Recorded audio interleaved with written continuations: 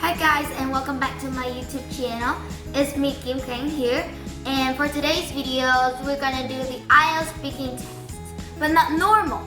During the COVID pandemic, the IELTS speaking test is done with the candidates and also the examiner with the mask on. So for today's videos, me and my brother going to put the mask on. Now let's go. So before we get started, I'm going to share with you guys some tips for who's taking the test in the middle of the COVID pandemic. So you have to wear a mask the whole time you're taking the test, including the IELTS speaking test. So you must be sure that you speak clearly, and so the examiner would hear what you say. So here's the tips. First, you have to bring your own mask. So you can bring the mask that you think that is the easiest for you to speak clearly and loudly so the examiner would hear you very clearly. Like this one.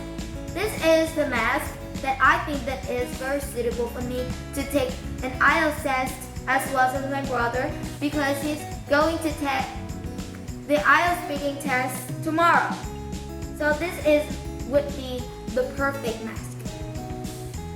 So next, you'll have to cover your nose and also your chin. So you must protect yourself in front of the COVID pandemic. So now let's go to see the IELTS speaking test. Okay, and welcome to the IELTS speaking tests. So this test has 3 parts. For part 1, I will ask you some questions related to yourself and some questions in some topics.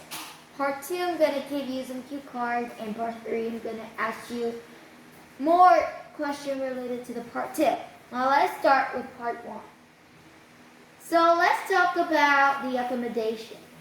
Where do you live? I live in a high-rise apartment complex.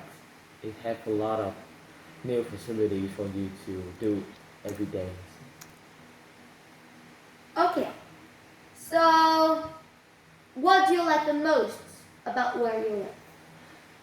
My place is the most modest tower in Ho Chi Minh City. With this, the place had complained a lot of modest gym or the swimming pool on the top of the apartment. Okay, let's talk about memory. Why do some people have good memories while others just don't? I think it depends on their habits. Some people they work by their brain, but some people they use their technology to memorize the next activities for them. Okay. Why do more people rely on cell phones for memorize things? I think because it's easy for you to follow their calendar that your schedule for the whole days. Like for some example, you have a really busy day. You have a lot of work to do. You just depend on your memory. Maybe you can log something, so you write out it on your phone, and that will allow you to do something when you are on the time. Okay. Are you good at memorizing things? Yes, definitely, because I'm studying the age of studying, so I have a lot of formula. I have a lot of paragraph I have to learn for my entrance exam in the next 7 months. Let's talk about daily routine. What is your daily study routine? I'm studying from Monday to Saturday at 7 a.m. in the morning to 11 a.m. in the evening, in the afternoon, and then I have an extra class in the evening from 5:30 to 7 o'clock. Okay. Have you ever changed your routine? No, because it's become a habit. Habit is really hard for you to distract from it.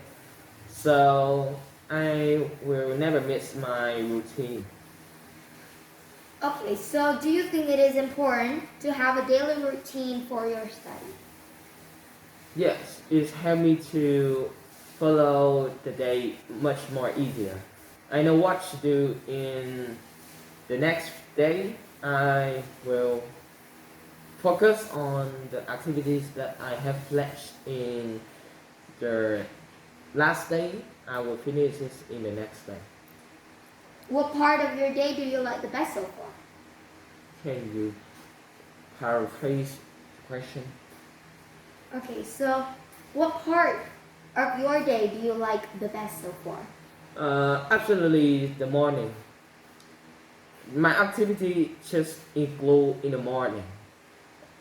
Include my studying, my rest time, or on Sunday or Saturday I usually go hang out with my friends in the morning. It's really convenient for us because the weather in the morning is really it's not fluctuated. We don't have to concern about the raining or the storming.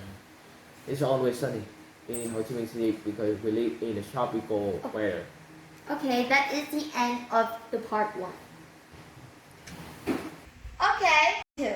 For part 2, I will give you a topic and you will have 1 minute to prepare your answer and 2 minutes to speak.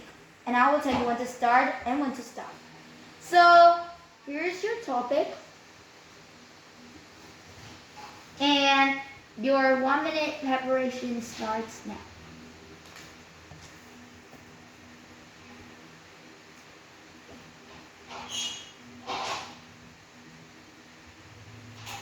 So your 1 minute restoration just stopped. Please begin to speak. Okay, today I would like to tell you about a gift that I gave to my friend on his birthday. I would like to choose. Its first come to my mind is a sneaker. We are both the sneaker collector, so sneaker is my first maturity choice for me to give him as a gift. We know each other since 5 years ago, since we are in secondary school. We study in the same class, 615 until now. But when we transfer from grade 9 to grade 10, we have an entrance exam. We both received an email to get access to the same school, but the teacher will give us a chance to study together for the next 3 years in the high school until now I am studying in grade 12. And the reason why I choose to give him a gift that we spend a lot of times, that we have a lot of memory, we have a lot of spare time to spend with together, and I would really love to play with him. He's a good friend. We are studying in the same math good student class, and we graduate the really high score in that competition, and we get the first grade in that competition. That's so proud for my school. Even more, we spare a lot of time studying together. And the reason why I give this gift to him, that first of all, each other birthday we give each other gift. Sometimes he gives me the clothes, sometimes I give him a slugs, but this time we are sharing the birthday gift cards for the store, so they are give us a persuade to get a discount on buying a shoe. So I choose to give him the shoes. Okay, that is the end of 2 minutes. And I'll give back the cue card. And let's start with part 3. So when do people normally send gifts to others? To my knowledge, I think they usually give each other present on some really special occasions like Christmas, or in the Asian countries we usually have test holiday. In the Europe or the America, they call that is Lunar New Year, but we have another Lunar New Year in the February called Tet, or in Japanese we call that is the semester of the New Year. Okay. So do people give gifts or red packets on traditional festivals? Can you repeat the question? Do people give gifts or red packets on traditional festivals? Yes, in Vietnam we have a traditional occasion is the Teacher Day. We usually give a little gift for the teacher, like a necklace or just a handmade necklace, or even more we have just some lucky money for the teacher. So can give gift in any occasion. Every day in the year is the time for you to express your emotion to another person. So do you think that is it hard to choose a gift? No, it is unchoosable. It depends on your emotion, your feelings, your relationship that you gain with that person.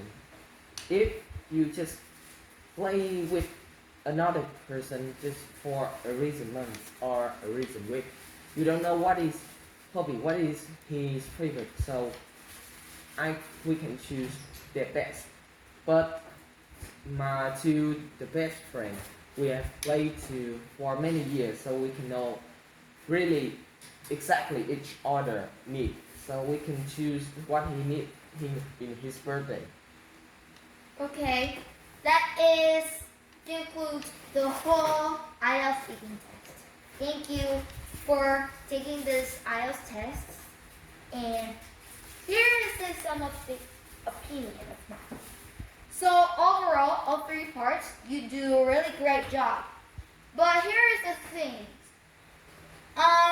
You give your answer too long, and you a little bit over the time, and also, especially for the part 3, you a little bit over the topic.